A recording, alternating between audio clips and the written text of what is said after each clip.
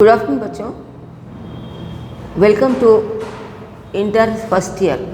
याद है? भूल गए? मुझे भूले तो याद करने की फिर से बता रही हूँ कि ये हमारा फर्स्ट की क्लास है। कल हम लोग एक क्लास स्टार्ट किया था और फिर से इसको हम लोग कंटिन्यू कर रहे हैं। कल किसके बारे में पढ़े थे? याद है? किसके बारे में कल पढ़े थे? कबीर के बारे में। एक बार बता रहे बच्चों कि कबीर के बारे में क्या पढ़े थे, ये तुमको याद रखना है, क्योंकि one word answer, one line answer में इसको तुमको आंसर्स देना पड़ता है। मुझे बात समझ में नहीं आ रही है या मैं फास्ट जा रही हूँ, क्योंकि मेरी मातृभाषा हिंदी है, इसलिए मुझे तुमको बताना बहुत ही ज़रूरी है। पर आज से मैं थोड़ा सा अपने ऊपर कंट्रोल करके धीरे बोलने की कोशिश करूँगी, ठीक है? तो हम लोगों ने कल पढ़ा था कि जो हमारे जो कबीरदास जी जो है, इन्होंने क्या हिंदी साहित्य के भक्ति काल के ज्ञानशील शाखा के प्रसिद्ध कवि माने जाते हैं। मैंने कल बताया था कि भक्ति शाखा क्या है, ज्ञानशील शाखा क्या है, और ये निराकार जिसका आकार नहीं, ऐसे भगवान को मानते थे, मूर्ति पूजा का विरोध करते थे। इन्होंने इनके गुरु थे रामानंद जी, और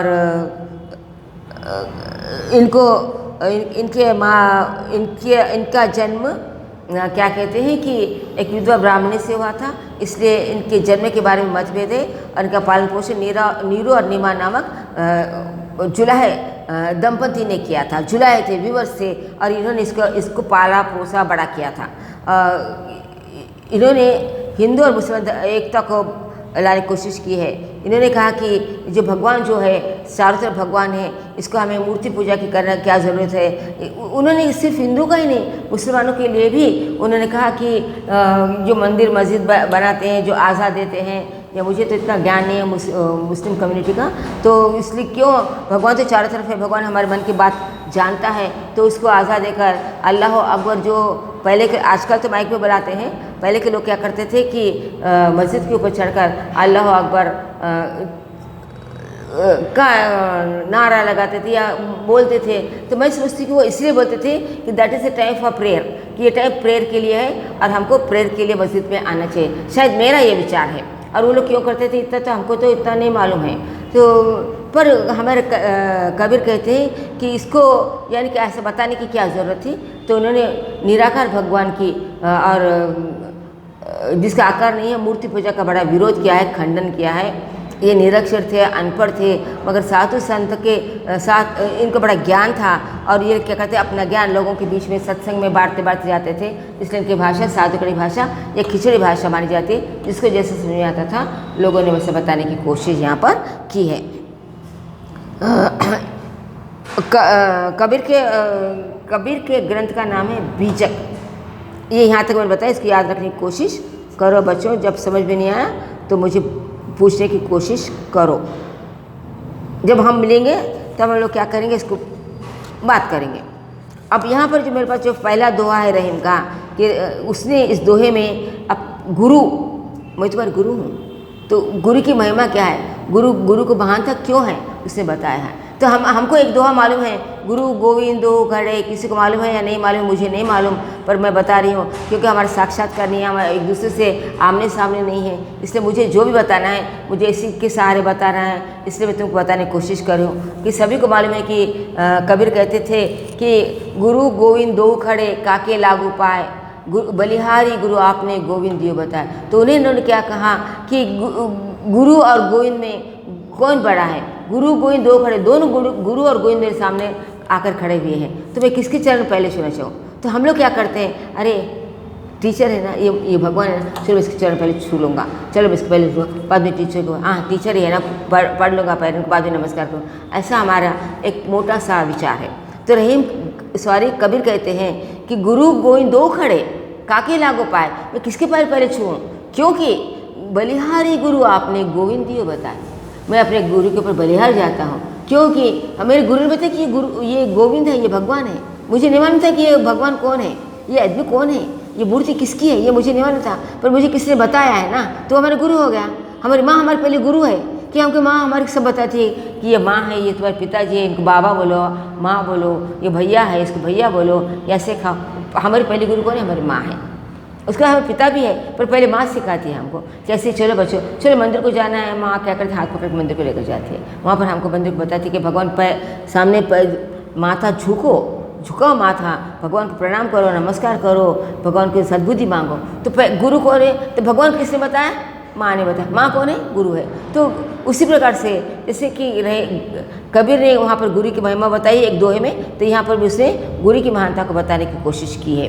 सद्गुरु की महिमा अनंत, अनंत किए उपकार, लोचन अनंत पधा उघरिया अनंत दिखावनहार। तो यहाँ पर जो लोग कबीर कहते हैं कि गुरु, सद्गुरु, अच्छा गुरु, सच्चा गुरु कौन है, उसकी महानता बहुत बड़ी है, क्योंकि इस गुरु ने हमारे क्या है, अंधकार रूपी हमारे ज्ञान को उसने खोल दिया है। अंधकार क्या है? अंधकार रूपी ज्ञान है। हमको मालूम नहीं था कि क्या है अंधकार, क्या है कि मालूम नहीं, उस चीज़ से अंधकार है। उजाले के उस चीज़ को हम लोग देखते हैं। अंधकार में हम लोग कोई चीज़ को देख सकते नहीं देख सकते हैं, पर उजाले में क्या करते हैं, हम लोग देख सकते हैं। अंधकार में हम लोग हाथ से चापस से जाते हैं। जब उजाला होता है तो हम लोग अरे ये चीज़ यहाँ पर है, स्विच यहाँ पर है, यहाँ अध्यापक है, यहाँ पर बेंच है, यहाँ पर टेबल है, यहाँ पर किताब, इस चीज़ को देख सकते हैं। तो ये कबीर कहते हैं कि ये जो हमारे गुरु है इसकी महिमा बहुत ज़्यादा है, क्योंकि इसने हमारे ऊपर बहुत सारे उपकार किए हैं। उन्होंने हमारे सच्चे गुरु ने हमारे मन की जो आँखें हैं इसको उसने खोल दी है, और इसलिए हम लोग क्या करते हैं और भगवान तक जाने का रास्ता हमारे सद्गुरु हमको बताते हैं। आई बात समझ में नहीं है तो फिर से पूछो, जब मिलेंगे तो पूछेंगे तो बताएंगे। सेकंड दोहा बच्चों, सांच बराबर तप नहीं। आगे किताब रखने की कोशिश करो। किताब सामने रखेंगे, जो मैं पढ़ रही हूँ तो समझ में आ जाएगी बात। जब किताब सामने नहीं होगी तो मैं बक करते चलेंगे और तुम्हारे पल्ले कुछ नहीं पड़ेगा, तुम्हारे सिर पर सारा पानी चले जाएगा। इसलिए किताब लेकर खरीदने की कोशिश करो, किताब सामने लेकर पढ़ने की कोशिश करो। सांच बराबर तप नहीं, झूठ बराबर पाप, जाके हृदय सांच है ताके हृदय आप। सांच बराबर तप नहीं, झूठ बराबर पाप, सच के समान सांच, सच के समान कोई तप नहीं है। तप यानी कि सच बोलने के लिए धैर्य चाहिए। तब क्या है? तपस्या है। अगर हम लोग कुछ गलती करते हैं, कुछ बात करते हैं, हम लोग करते छुपाने की कोशिश करते हैं, तो उसके लिए हमारे में धैर्य रहना चाहिए। एक तप के समान है। ज़्यादातर छोटे बच्चों में, बड़े बच्चे तो बड़े लोग तो बड़े गलतियाँ करते हैं, उनको छोड़ दो तो। और झूठ बराबर पाप, जो झूठ बोलते हैं वो बहुत बड़ा पाप है। जब हम लोग बच्चे होते हैं तो हम लोग क्या करते हैं, माँ बोलती है सच बोल नहीं तो तुझे पाप लगेगा। माँ क्या करती है, उसको डरा देती, क्योंकि झूठ से गलत रास्ते से जाने से उसको क्या करते, बचा देती। वहाँ पर क्या करते, झूठ का सारा, झूठ क्या है, गंदी बात है, सच्चाई क्या है, अच्छी बात है। तो जब कोई बच्चा जाता है तो माँ क्या करती है, एक चींटी जा रही है, उस चींटी को बच्चा कहता है पकड़ के मारने की कोशिश करता है। माँ क्या कहती है, नहीं बच्चों उसको नहीं मारना, पाप लगता है। पाप क्या है, बुराई है। तो इस चीज़ को बता रहे हमारे कबीर कहते हैं कि सांच बराबर तप नहीं, सच्चाई क्या है, एक तप के समान है। झूठ क्या है, झूठ बराबर पाप। झूठ बोलना बहुत बड़ा पाप है, क्योंकि एक झूठ को छुपाने के लिए हमको 100 झूठ बोलना पड़ता है। जाके हृदय सांच है ताके हृदय आप। जो सच्चाई के रास्ते पर चलता है, जो धर्म के रास्ते पर चलता है, जो हमेशा सच बात करता है, उसके हृदय में क्या करते हैं, भगवान हमेशा वास करते हैं। भगवान वास करते हैं, आके भगवान हमारे दिल में आकर बैठ जाते नहीं है, पर हमेशा भगवान हमारा साथ देते हैं। भगवान हमेशा सच्चाई का साथ देते हैं। भगवान हमेशा धर्म का साथ देते हैं। भगवान हमेशा अच्छे का साथ देते हैं। और हम लोग देखते हैं, सोचते हैं, सुनते हैं, देख रहे हैं समाज में क्या क्या घटना घट रही है, और जहाँ पर जो बुरी चीज़ घटती है, बुरी चीज़ें हो रही है, और जहाँ छुपने की कोशिश करें वहाँ पर पुलिस बराबर पकड़ते, लोग पकड़ जाते हैं, और जो बेशर्म हो तो जी लेते हैं। पर जो अच्छे लोग होते हैं, जो झूठ बोल के जब उनको पश्चाताप होता है तो उसके बारे में, यानी कि जो सारी की सारी बात क्या होती है, लोगों के सामने आ जाती है और उनको पछताना पड़ता है। इसीलिए हमको क्या करना चाहिए, हमेशा सत्य का साथ देना चाहिए। यहाँ पर अगर हम लोग एक एग्जाम्पल लेंगे कि कौरव और पांडवों का, पांडवों ने हमेशा सत्य का साथ दिया है, और कौरव जो थे हमेशा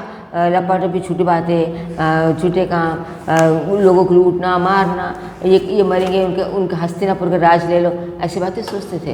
पर ये जो धर्मराज जो था, युधिष्ठिर जो था, कहीं रावण जो था, कहीं जो अर्जुन जो था वो क्या था, उछक जाता था। भीम कभी उछक जाता था। पर धर्मराज, युधिष्ठिर को धर्मराज कहा जाता है, क्योंकि धर्म का साथ देता था, सच्चे का साथ देता था, अपने भाई को रोकने की कोशिश करता, जो गलत है उसको दबाने की कोशिश करता है कि जो गलत है उसको मत करो, ये रास्ता गलत है, इसको छोड़ दो, इस रास्ते पर चलने की कोशिश करो। इसलिए हमेशा हमको सच का साथ देना चाहिए, क्योंकि झूठ के रास्ते पर जो चलता है उसको 100 बार झूठ पड़ता है, और झूठ का एक बहुत बड़े पाप के समान है। और जिसके अंदर जो सच्चे का साथ देता है जो हमेशा सच बात करता है, जो अच्छी बात करता है, उसको क्या करता है, हमेशा भगवान क्या करते हैं, साथ में रहते हैं। भगवान हमेशा उसका साथ देते हैं, इसके हृदय में रहते हैं, लेकिन हमेशा उसका साथ देते हैं। थर्ड दोहा इज सोना सज्जन साधुजन टूटी जूटे 100 बार, दुर्जन कुंभ कुम्हार का एक धक्का दरार। सोना सज्जन साधुजन, सोना सज्जन साधुजन टूटे जुटे 100 बार, टूटे जुटे 100 बार। दुर्जन कुंभ कुम्हार का, दुर्जन क्या है, कुम्हार का, कुंभ है, घड़ा है, एक सका दरार। तो उसने मिट्टी के घड़े की कंपैरिजन क्या किया, सोने से किया है। सज्जन लोग क्या है, सोने के समान है। जो सज्जन लोग जो जिसको कहते हैं कि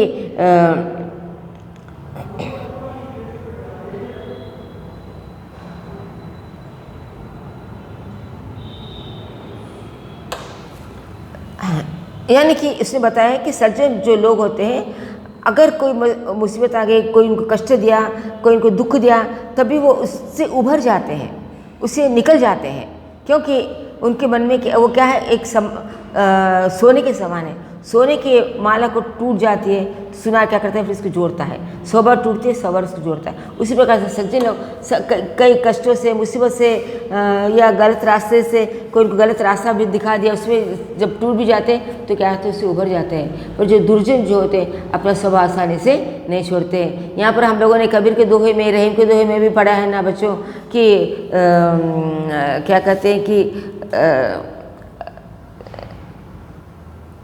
चंदन और सांप की तुलना जिसने की है कि चंदन के पेड़ पर सांप जो है हमेशा उसका लिपटा रहता है। मुझे ये तुलसीदास का दोहा है, पर मुझे दोहा अभी तो याद नहीं आ रहा है, याद आने के बाद बताऊंगी कि लिपटे रहत भुजंग कुछ है वो। तो चंदन के वृक्षों पर क्या करता है, सांप हमेशा लिपट कर रहता है कि उसकी सुगंध बड़ी अच्छी आती है। तो जब चांद जब क्या कहते हैं, सांप जब चंदन के वृक्ष पर लिपटा रहता है, चंदन की सुबह क्या ठंडा रहता है, चंदन की सुगंध जो अच्छी आती है, चंदन लोगों को ठंडक पहुंचाता है, खुशी देता है, और सांप क्या काट कर बेच देता है। तो जिसका जो स्वभाव होता है आसानी से नहीं छोड़ता है। तो चंदन का स्वभाव क्या, क्या कहेंगे, सांप चंदन के वृक्ष पर कितने सालों तक लिपटा रहने पर भी चंदन उसका स्वाद देने का, सुगंध देने का, शीतलता देने का स्वभाव आसानी से नहीं छोड़ता है। पर जो सांप जो है चंदन के वृक्ष पर लिपटा रहने के बाद भी वो उसका स्वभाव नहीं लेता है, उसका ठंडक देने का, अच्छाई करने का स्वभाव आसानी से नहीं लेता, क्योंकि उसका स्वभाव क्या है कि लोगों को काट कर विष देना है, लोग काट कर जहर देना है। तो जहर देने से आदमी मर जाता है, उसको कुछ नुकसान हो सकता है। तो जो अपना जो स्वभाव होता है, जो स्वाभाविक स्वभाव जो होता है, लोग क्या करते हैं, आसानी से नहीं छोड़ता है। अपने अच्छे गुणों को सज्जन लोग आसानी से नहीं छोड़ते हैं, चाहे 100 बार भी टूटने दो, अपने स्वभाव को आसानी से नहीं छोड़ते हैं। जैसे कि सोना। और जो दुष्ट लोग जो होते हैं, जो दुर्जन जो होते हैं, ये कुम्हार के घड़े के समान होते हैं। कुम्हार यूनिट पॉटर जो मिट्टी के घड़े बनाता है, जिससे पानी ठंडा होता है। अगर वो घड़ा एक बार टूट जाता है, गिर जाता है, तो टूट जाता है, तो टूट ही जाता है। इसको हम लोग फिर से जोड़ नहीं सकते, फिर से जोड़ के फिर से घड़ा नहीं बना सकते। भले ही 10 घड़े बनेंगे, पर क्या दूसरे मिट्टी से लेकर फिर से उसको सांचे में डालेंगे, फिर इसको एक शेप देंगे, फिर इसको बनाने की कोशिश करेंगे। पर ये जो मिट्टी का जो घड़ा है टूट जाता है तो टूट ही जाता है। और सज्जन लोग जो है सोने के हार के समान है, और जो दुर्जन जो है मिट्टी के घड़े के समान है। कभी कभी परीक्षा में प्रश्न आता है कि कबीर ने दुर्जन और सज्जन की तुलना किससे की है, या दुर्जन की तुलना किससे की है, तो हमको बताना होगा कि उसने दुर्जन की तुलना मिट्टी के घड़े से की है। ओके बच्चों, मैं तुमको बार बार बता रही हूँ कि किताब सामने रखो, पढ़ने की कोशिश करो, देखने की किताब में कोशिश करो। जो बात समझ में नहीं आई उसको समझो, लिखो, और कहीं कभी क्या करो, एक किताब इसको नोट भी कर लो, या जो तुम्हारे सामने जो किताब है उसको नोट कर लो, उसको पढ़ो, और जब समझ में नहीं आए तो बाद में आके पूछो, क्योंकि तुम्हारे पास वहाँ पर प्रूफ है कि ये बात हमको यहाँ पर समझ में नहीं आई थी। Okay, next one is jug में बैरी कोई नहीं, जो मन शीतल होए, यह आपा तू अरिये दया करे सब कोई। तो यहाँ पर कबीरदास जी कहते हैं कि जग में बहिरी कोई नहीं, जो मन शीतल होए, यह आपा जो तू डरी दे दया करे सब कोई। तुम्हारा बैरी दुनिया में कोई नहीं है, तुम्हारा बैरी, तुम्हारा दुश्मन कौन है, तुम्हारा ईगो है। ईगो क्या है, अहंकार। अहंकार क्या है, मैं, ये मेरा है, ये मैं हूँ, मेरे पास सब कुछ है, तू कौन है, चल जा बोलते। तो ये अहंकार जो है, कभी कभी बहुत पैसे वाले लोग होते हैं, पैसे वाले को अहंकार होता है, कोई पढ़ाई में बहुत होशियार होता है, अरे मेरे पास सब कुछ है, किसी को पैसा होता है, गाड़ी होती है, बंगला होता है, माँ बाप, पैसा किसका है, वो बाप का है, अपना नहीं है। अपने बाप ने पैसा बाप ने कमाया, अपन क्या है, अभी आप तो अभी पढ़ रहे हैं, अपने पास क्या है, कुछ नहीं है। अपने पास क्या ठंड शीतलता है, क्या कहेंगे कि मैनर्स है, डिसिप्लिन है, विनय है। तो ये हमारा क्या कहेंगे हमारी प्रॉपर्टी है, हमारी संपत्ति है, पर उसका अभी यहाँ पर मतलब नहीं है। पर यहाँ पर जो मतलब उसने कहा है कि जग में बैरी कोई नहीं है, इस जग में हमारा बैरी कोई नहीं है। कि हमारा बैरी कौन है, हमारा अहंकार हमारा बैरी है। हमारा शत्रु कौन है, हमारा अहंकार हमारा शत्रु है। मैं जो कहते हैं मैं जो हूँ, मैं ऐसा हूँ, क्या रे तेरे पास क्या है, कुछ नहीं है, मेरे पास ये है। बहुत सारे लोग ऐसे होते हैं। तो कह रहे कि ये अहंकार है, इसको कहते हैं अहंकार, अहम। जो ये अहंकार जो है हमारे बैरे हो जाता है, इससे लोग क्या होता है, हमसे दूर दूर हो जाते हैं। तो तुम क्या करो, इस अहंकार को छोड़ दो, सारे लोग तुम्हारे क्या हो जाएंगे, दोस्त बन जाएंगे और तुम सब अच्छे से रहेंगे। इस अहंकार को अपने मन से तुम क्या करो, निकाल दो और लोगों के साथ अच्छा व्यवहार करो, लोगों के साथ दोस्ती का व्यवहार करो, लोगों के साथ में प्रेम का व्यवहार करो, लोगों के साथ में दया का व्यवहार करो। ये दुआ तुम्हारे लिए बच्चों बहुत बहुत बहुत बहुत बहुत इम्पोर्टेंट है। ये हमको इसको अपने जीवन में अपनाना चाहिए, हमको सबसे ऐसा रहना चाहिए। हम लोग बात करते हैं, हमारी बात कैसे होनी चाहिए, हमारी भाषा कैसे होनी चाहिए, हमारी बोली कैसे होनी चाहिए। अगर हम लोग बात करते हैं, कभी की बात करते हैं, तो बात करने का ढंग होता है। अभी क्लास में आके बैठे तुम लोग, तुम्हारा नाम क्या है, मेरा नाम ये है, मेरा नाम विनय है, मेरा नाम मोरू है, मेरा नाम सौरभ है, मेरा नाम कपिल है, जो भी है नाम हम लोग बता देते हैं। अगर कोई उखड़ आदमी है, जो दोस्त है, तो जो दोस्त हमारे कैसे बनते हैं, जो हमारे विचारों से मिलते हैं वो हमारे दोस्त बनते हैं। तुम्हारे पिताजी क्या काम करते हैं भाई, नहीं मैडम हमारे पिताजी काम करते। तेरे बाप क्या काम करते हैं बेटा, क्या रे मैडम ऐसी बात कर रही है, ये मैडम ये क्या भाषा है, ऐसा हम लोग बोलते हैं। तो इसलिए यहाँ पर जो कबीर ने है, इसने भाषा का मोल बताया, हमारी भाषा कैसे चाहिए, हमारी बोली और भाषा में डिफरेंस है बच्चों। भाषा जो है हम लोग क्या करते हैं, किताब की भाषा होती है। बोली जो हम आप एक दूसरे से बात करते हैं, हम जब दोस्त होते हैं, किधर चला, अगर हम लोग बात करते करते कहते कहाँ जा रहे तुम, मैं भी आऊँ तुम्हारे साथ में, देख क्या बोली है ये, तो हाँ आओ ना, क्यों नहीं आओ, तू कहाँ जा रहे, मैं तेरे साथ आऊँ, क्या ये बोली भी क्या है, वल्गर है, इसमें मिठास नहीं है, जा रहे तू बता हमारे साथ, वहाँ पर क्या गुस्सा है। तो हमारी भाषा कैसे होनी चाहिए, हमारी बोली कैसे होनी चाहिए, लोगों के साथ रहने का संपर्क कैसे होना चाहिए। कभी हमारे घर को आता है, हाँ आइए बैठिए, क्या चाहिए आपको, पिताजी घर पर नहीं, सॉरी, ये क्या है, बोली है। अगर क्या कौन है, कोई नहीं, जाओ, नहीं पिताजी घर में नहीं, ठक से दरवाजा बंद कर। ये क्या है, यहाँ पर लोग क्या होता है, हमसे दूर से, हम क्या है, इसकी पहचान वहाँ पर हो जाती है। तो संत कबीर कहते हैं कि बोली जो अनमोल है, जो कोई जाने बोल, ये तराजू मोल ले, सब मुख बाहर खोल। तो हमारी भाषा कैसे रहनी चाहिए कि मधुर रहना चाहिए। क्या कहते हैं कि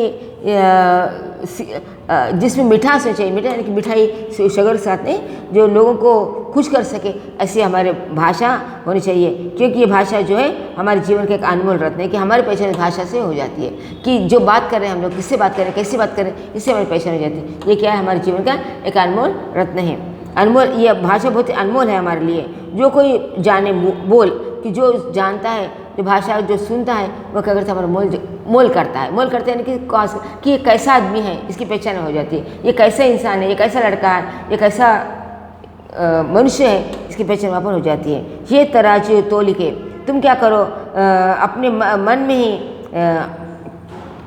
इस तराजू को, यानी कौन सी तराजू को, तो भाषा के तराजू को, मधुरता के तराजू में तुम क्या करो, अपने आप क्या करो, उसको तोलो। और उस तोल को कि मैं क्या, अब तोलेंगे कैसा, उसका मोल कैसे करेंगे कि अरे मेरी भाषा 10 किलोग्राम है, मेरी भाषा 5 किलोग्राम है, ऐसा तो लेना। यानी कि क्या पहचान है कि ये हम लोग कहाँ पर है, हमारी भाषा कैसी रहनी चाहिए, ये इंसान कैसा है, उसका रहन सहन इसकी भाषा से उसकी पहचान हो जाती है। तो ये भाषा कैसे अनमोल है, इसका तोल क्या करो, तो अपने मन में करो कि मैं कैसी भाषा बोल रहा हूँ। अपने आप को आपको मालूम हो जाता है कि हम लोग कैसी भाषा बात कर रहे हैं। क्या मैडम कैसी बात क्या है, हमारे क्लास में एक लड़का था, एकदम से उठ के कहीं चले जा रहा था। कहाँ जा रहे बच्चे, पानी पीने को, क्लास में बैठो, मैडम मुझे पानी पीने जाना है। पानी पीने जाना है, अभी नहीं जाना, बैठो। फिर वहाँ पर क्या था, हम भी अपना गुस्सा बता देते, वो भी अपना गुस्सा बताते, गुस्से से क्या होता है, लड़ाई बच जाती है। इसलिए जब हम बात करते हैं उदारता से बात करो, तो कोई लड़ाई झगड़ा फसाद कहीं पर भी नहीं होता है।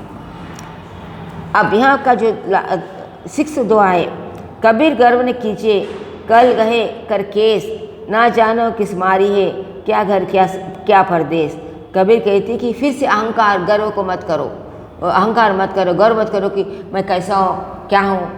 अभी आजकल का ज़माना जो है बच्चों, मैं नहीं चाहती कि ऐसा कुछ हो, और इस क्या कहेंगे इस भयंकर बीमारी से लोग क्या करें, जूझ रहे हैं, जी रहे हैं। तो हमको अब हमारे पास क्या है, हमारा हम कैसा रह सकते हैं हमको नहीं मालूम।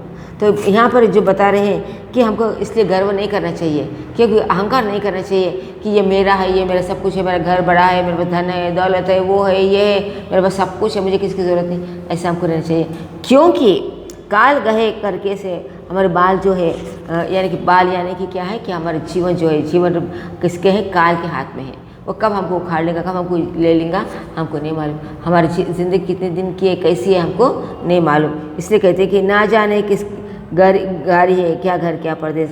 तो वो हमको कहाँ मार सकता, कहाँ ना जाने किस मारी है, कित मारी है क्या घर क्या परदेश।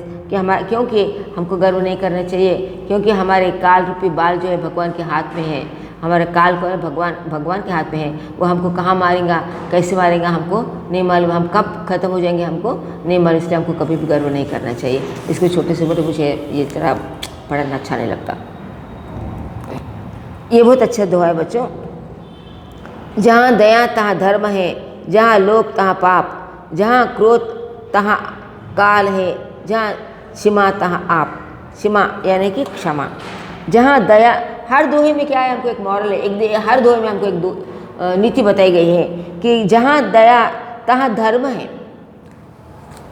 दया का और धर्म का संबंध एक जैसा है। जब हम लोग दया करते हैं किसी के ऊपर, वहाँ पर मेरा धर्म कौन सा है, मैं हिंदू हूँ, मुसलमान हूँ, सिख हूँ, क्रिश्चियन हूँ, यह हमारा धर्म नहीं है। वहाँ पर दया क्या है कि एक हमारे मन का स्वभाव है। यह धर्म क्या है, हमारे मन का स्वभाव है। धर्म क्या है, एक अच्छी चीज़ है। ये हम जो अच्छा करें वो हमारा धर्म है। माँ बाप की सेवा करें हमारा धर्म है। ये क्या है, यहाँ पर धर्म का अर्थ क्या, हमारी ड्यूटी है कि ये माँ बाप को अच्छे देखना चाहिए, माँ बाप से अच्छे व्यवहार करना चाहिए, माँ बाप को पूछना चाहिए, माँ बाप के चरण छूना चाहिए, माँ बाप को बात माननी चाहिए। ये हमारा धर्म है। धर्म यानी कि पैसा देना, ये धर्म नहीं है। यह यहाँ पर हमारा धर्म क्या है कि उनका सत्कार करना चाहिए, उनका आदर करना चाहिए। तो कबीर कहते हैं कि जहाँ दया तहाँ धर्म है। जहाँ दया होती है और जहाँ धर्म होता है, हम लोग क्या करते हैं, वहाँ पर दया करते हैं। जहाँ दया कब करते हैं कि कहीं हम लोग जा रहे हैं तो हमारे मन में एक भाव आ गया है कि ये हमको करना चाहिए, हम लोग क्या करते हैं, इसको दया खाकर उस चीज़ को दे देते हैं। कोई भिखारी बैठा हुआ है, उसको भूख लगी है और पूछेगा अम्मा पैसे दो। जब वो अम्मा पैसे दो कहता है तो हमारा वहाँ पर धर्म क्या है कि उसको पैसे दो, पैसे नहीं दो, खाना दो। अगर खाना मंगा रहा है, उसको पेट दे दो। आजकल के माने तो आजकल के जो भिखारी जो है मांगते हैं, करते हैं, पीते हैं, खाते हैं, सिगरेट पीते हैं, बीड़ी पीते हैं, पर हमारे मन में क्या है, उसके प्रति दया है। हमारे मन में क्या है, उसके प्रति हमारा धर्म क्या है, उसको देखभाल कर रहा है। अब यहाँ पर अगर मोटे से अगर इसका हम लोग धर्म का अर्थ लेंगे बच्चों, तो क्या है, यहाँ पर हमारा धर्म क्या है कि हमारा इस ज़माने में, इस कोविड के ज़माने में, इस कोरोना के ज़माने में अब हमारा धर्म क्या है कि लोगों की जहाँ तक हो सके मदद करो। पर अभी हमको उनके साथ में नहीं जाना है, पर जो भूखे हैं उनको क्या करें, तस्वीर जाकर खाना दे दो। जो है उनके अपने से जो मदद होती है उनकी मदद करो, उनकी सहायता करो। ये हमारा पर यहाँ पर धर्म है। और ये धर्म कब करते हैं, जब हर मन में इसके प्रति दया उपजती है, जब हर मन में इसके प्रति कुछ फील होता है। ये यहाँ पर दया का परिभाषा अगर हम लोग कहेंगे तो जहाँ लोभ तहाँ पाप, और जहाँ लोभ है कि अरे अच्छा हो गया ना, अगर मर गए तो पैसे ले लूँगा, अच्छा है, अरे इसके हाथ में एक किताब है, अगर ये यहाँ भूल जाए तो मैं ले लूँगा, ये क्या है, ये पाप है। जो लोगों का जो बुरा सोच है वो हमारे लिए क्या है, पाप है। जो लोभ है, जो लालच है, वो हमारे लिए क्या है बच्चों, पाप है। तो जहाँ धर्म होता है वहाँ पर दया होती है। और जब मन में जब दया होती है तो हम लोग क्या करते हैं, धर्म करते हैं। और दूसरी चीज़ क्या है, जहाँ लोभ तहाँ पाप, और जहाँ लोभ है, जहाँ लालच है, वहाँ पर पाप बरतता है। क्योंकि लालच क्या करता है, बुरी से बुरी चीज़ों को एक जन्म देता है। दो भाई होते हैं, एक भाई के पास खूब संपत्ति है और एक भाई पीछे गरीब है। तो उस बड़े भाई, इस भाई के मन में एक प्रकार के बड़े भाई पैसे वाला कैसे बन गया कि छोटे भाई को डुबा कर, उसको लूट कर क्या हो जाता है, वो वहाँ पर बड़ा बन जाता है। तो वहाँ पर क्या क्या हो गया, वो वहाँ उसने क्या किया, एक प्रकार का पाप ही किया है कि वो भूखा मर रहा है और तू शांत से जी रहा है, तो वो भूखा बैठ कर खा रहा है, तो उसके सामने बैठ कर खीर पूरी खा रहा है, तो ये फिर पाप है क्योंकि वो भूखा है तो ललचा रहा है ना। और तू उसको कैसे ललचाए, तूने क्या किया उसको, तेरे में क्या लालच आ गया, तो मैं लेकर खा लूँगा। तो एक तो दो पूरी खा रहा है, एक पूरी क्या कर उसको दे दे, तो 2 रोटी खा रहा है उसको एक आधी रोटी उसको दे, तो 1 रोटी खा रहा है उसको तो आधी रोटी दे। तो ये क्या है, हमारे मन में ऐसे प्रकार का भाव होना चाहिए। आजकल इसी से हमको जी सकते हैं, पर ये नहीं बता रहे कि मैं हमको हाथ में जाओ, गले मिलो, उसके घर में जाओ, नहीं, जहाँ तक हो सके डिस्टेंस मेंटेन करके हमको उसकी मदद करना चाहिए। जहाँ तक हो सके अच्छा ही करने की कोशिश हमको करना चाहिए। जहाँ क्रोध तहाँ काल है। क्रोध, गुस्से में मनुष्य लड़ते हैं, गाली देते हैं, और जब गाली देते हैं ऐसी गाली देते हैं कि एक दूसरे को मारने के लिए तैयार हो जाते हैं। और जब हम मैं तेरी जान से मार दे, मेरे माँ को गाली दे, मैं तेरी जान से मार दे, हम लोग क्या करते हैं, दांत पीस कर उसके ऊपर जाते हैं, उसको मारने की कोशिश करते हैं। और कभी कभी हमारे हाथ से जो दुर्घटना हो जाती है दुर्घटना। तो कह रहे कि जहाँ क्रोध तहाँ काल है। जब गुस्सा आता है तो हम कभी गुस्से में कहते बच्चों को मार देंगे तो गला दबा देंगे, और गला उसको मारने की हमारी इच्छा नहीं भी होती है, पर हमारे हाथ से क्या हो जाता है, गुस्से में उसका हमारे हाथ सिकुड़ जाते हैं और उसको गला दबा कर हम क्या मारने की कोशिश करते हैं, और कभी अनफॉर्चुनेटली वो क्या हो जाता है, मर भी जाता है। तो यहाँ क्या हो गया, पाप हो गया है। यहाँ पर क्या गुस्से में हमने क्या किया, उसको मार दिया। जहाँ क्रोध तहाँ काल यानी कि बुरे यानी कि वो मर गया है। फिर पछताने से कुछ नहीं होता, अरे मैं इसको मारना नहीं चाहता था, अरे वो मुझसे लग गया, अरे मैं ऐसा करना नहीं चाहता था, वैसा हो गया। ये फिर बात कितना भी तुम पछताओ, वो बात बाद में वापस नहीं आती है। जहाँ क्षमा तहाँ आप, अगर किसी ने गलती करे तो उसको क्या करें, क्षमा यानी क्षमा करो, सॉरी। एक शब्द है बच्चों हमारी ज़िंदगी में, excuse me, sorry, thank you. हम लोग बचपन में कहते कि धन्यवाद, सॉरी, मुझे माफ़ कर दो, मैंने बहुत गलती कर दी। तो कितने बड़ा काम हो जाए तो सॉरी बोलने से क्या हो जाता है, वो आदमी क्या हो जाता है, वहाँ पर ठंडा हो जाता है। अगर हमने इसके झापड़ मारे तो फिर अगर तुम गुस्से में तो तूने मेरे क्या मारा, मैं तेरे को आर को मारता, फिर तुमको एक मारता है, वो तुमको मारता है, ये कहते लड़ाई झगड़ा बढ़ जाता है, फिर कहाँ तक भी चले जाता है। पर अगर उसे मारा, अरे भाई मेरे से लग गया, मारा भाई, मैं मारना नहीं चाहता था, मैं मार दिया, सॉरी भाई, सॉरी बोल दो, एक नहीं 2 बार बोलो, 3 बार बोलो, सॉरी बोल क्या होता है, उसका गुस्सा वहाँ पर शांत हो जाता है। तो उसने कहा है कि जहाँ क्षमा तहाँ आप, और जब हम किसी को गलती करके जब क्षमा कर देते हैं तो हम वो क्या होता है, वहाँ पर भगवान हमारे साथ में रहते हैं। तहाँ आप यानी कि कौन, भगवान। तो एक लास्ट दोहा है बच्चों, कल हम लोग इसको ख़त्म करेंगे। फिर से इन दोहों को एक बार पढ़ेंगे, समझने की कोशिश करेंगे। जहाँ समझ में नहीं आया उसको अंडरलाइन करो, लिख लो, और जो समझ नहीं आया उस बात को नोट करो, और मुझे आकर जब भी मिलेंगे मुझसे आकर पूछो, मैं तुमको बताने के लिए हमेशा तैयार हूँ। पहले मैं मोटी भाषा में जल्दी बताने की कोशिश करूँगी, एक लेसन, एक पार्ट ख़त्म करने की कोशिश करूँगी। धन्यवाद, पढ़ो और अच्छे से रहो। Good evening and good night, take care of your self.